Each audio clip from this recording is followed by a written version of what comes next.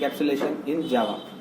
So today's topic is encapsulation in Java. Encapsulation is one of the four fundamental object-oriented program concept. The other three are inheritance, polymorphism, and abstraction. Encapsulation in Java is a mechanism of wrapping the data and code acting on the data together as a single unit. In encapsulation, the variables of a class will be hidden from other classes and can be accessed by through the methods of their current classes. Therefore, it is known as the data hiding. To achieve encapsulation in Java, declare the variables of a class as private. Provide public setter and getter methods to modify and view the variables values. Benefits of the encapsulation: the fields of a class can be made read only or write only. A class can have total control over what is stored in its fields. In Java, encapsulation helps us to keep related fields and methods together, which makes our code cleaner and easy to read. It helps to decouple components of a system.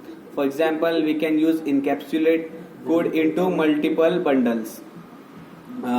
These decoupled components can be developed, tested, and debugged independently and concurrently.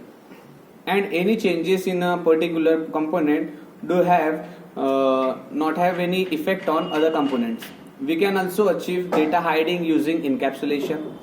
In the above example, if we change the length and the breadth variable into private, then the access to these fields is restricted and they are kept hidden from outer classes. This is called data hiding. Java constructors or constructors in Java is a terminology used to construct something in our program. A constructor in Java is a special method that is used to initialize objects. The constructor is called when an object of a class is created. It can be used to set initial values for object attributes. In Java, a constructor is a block of codes similar to the method. It is called when an instance of the class is created. At the time of calling the constructor, memory for the object is allocated in the memory. It is a special type of method which is used to initialize the object.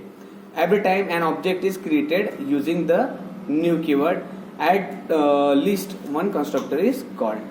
Okay, thank you very much.